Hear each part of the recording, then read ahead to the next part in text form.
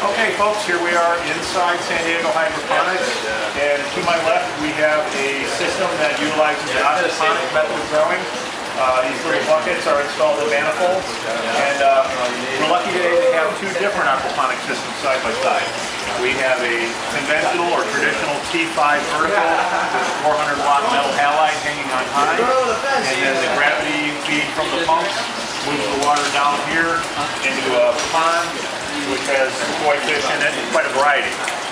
And the system to my left here is pretty much identical, with the exception we've got the Inda-Gro lamps.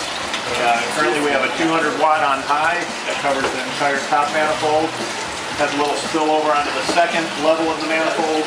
We're using 100 watt Inda-Gro lamps over the second and third manifolds. And as you can see, much like stage lighting, they're available to be angled inwards and not have to impact the eye. So there's no clutter. To my right, as for example, you can see the T5s in the middle, and the plants tend to stretch into the lamp as it seeks that nutrition. On the Inda-Gros, at possibly about day 12 right now, you can see how much healthier these plants are by simply getting the light levels where they need to be. So we're very fortunate today to have the young man. He's our indoor garden specialist. His name's Anthony. Anthony, can you join us? No. How's it going? Hi, this is Anthony. Anthony's actually the one that's kind of designed and maintained this. Anthony, can you tell us a little bit about the system? Yeah, it's Aquaponics, which means Louder in.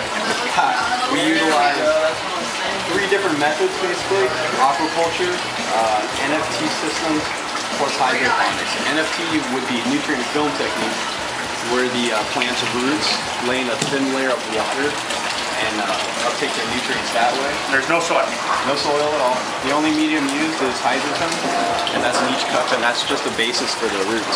So this is pretty much like a 4-inch ABS pipe that you've cut holes into. Yep, very simple. And then you have at home. You have a I've got a valve dripper here connected to the stake. It's simply controlled by a timer.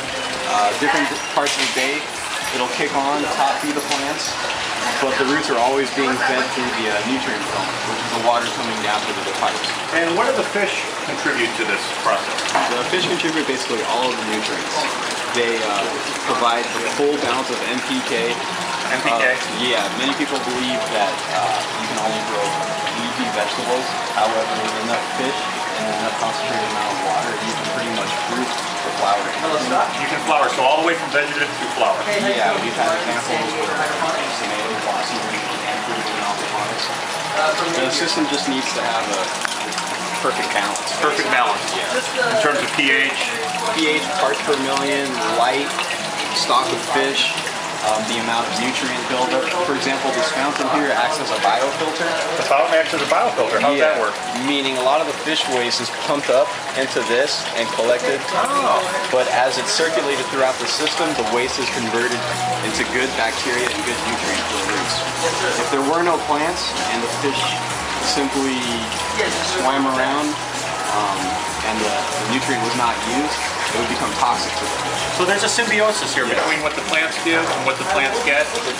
And the absolute beauty, these are, I know you know a little bit about these fish, I just call them koi, but there's a variety of fish. Yeah, there's actually 3 fish. You can see them all right now. This is the standard koi that everybody knows. There's a few tilapia that are swimming around in Tilapia? here. We've got Japanese goldfish that have the really long oh yeah, I hope you can fins. see that, the really long fins. Absolutely. And actually there's gorgeous. a fourth variety. There's a little sucker fish that swims around in there and eats up the algae. And you're planning on putting some lily pads in there and making it more natural for their environment? As the system continues to age and basically build up its nutrient and microbiological life, right? You can add more variety so that everything can get sustained. Okay. Everything has to be very gradual. It's kind of like its own characteristics that it takes on. I see. Now, it's been about 12 days since we put the Inda-Gro lamps in, and I noticed you've used our Pro 420 series for your straws, but this is our first aquaponic system. Since yours, we've installed several more, but I see this as a growing popularity amongst growers in that they can combine their aquarium experience and their day-to-day growing experience. So this is a system that once installed, you'd be steadily pulling off leads for lettuce, for example? For as long as you want, For really. as long as you want. Really, these little heads of lettuce could be harvested entirely. Or one of our buddies here, he's been harvesting leaf by leaf for a salad every day. Now, what do the root structures look like? Can you show us that? The lettuce, it's pretty shallow. However, it's there. This is building up. This is a pretty young head of lettuce. This is actually probably less than 15 days old. And we've only had the lights in for approximately 12. Yeah, it started out as a little seedling in here, and then as soon as these Inda-Gro lights were added, they took off. We've got basil over here, which has a little bit more of a root structure. Can we see that? Yeah. Yeah, there we go. Oh my, look at that. And it's funny because they look really brown and mucky, but what that is actually life. That's the converted fish waste, and now it's basically a nutrient. Oh, cool. And the really cool thing is this pepper plant we have over here in the corner. Is that one here? Yeah. What can you tell us about that? There's flowers on the top. Now that wasn't there 10 days ago. And we've got an actual little New Mexico chili growing there. I hope you guys can see that. Now this is a fun view. Why don't we come over here, William, and get a shot of the plants and everything this way. What is that on the top manifold?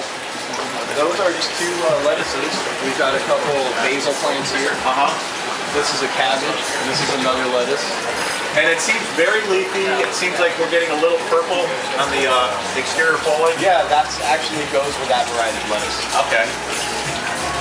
The nice thing is that very top head is really stout. It's got a lot of vigor to it. But even when you get down here to this, the 100 watt, you still see the same effect. Now for 100 watts, we're covering this whole manifold fairly nicely, and we're not competing with one fixture blocking another one, right? No, that light is being used a lot by the fishes who are enjoying it. That's another thing. It seems like the fish tend to stay more to this side than this side. Is it because they can see better? I believe so. It brings out really that daytime feeling that they And a very nice coloration too on the fish. Now how about the temperatures of these pictures?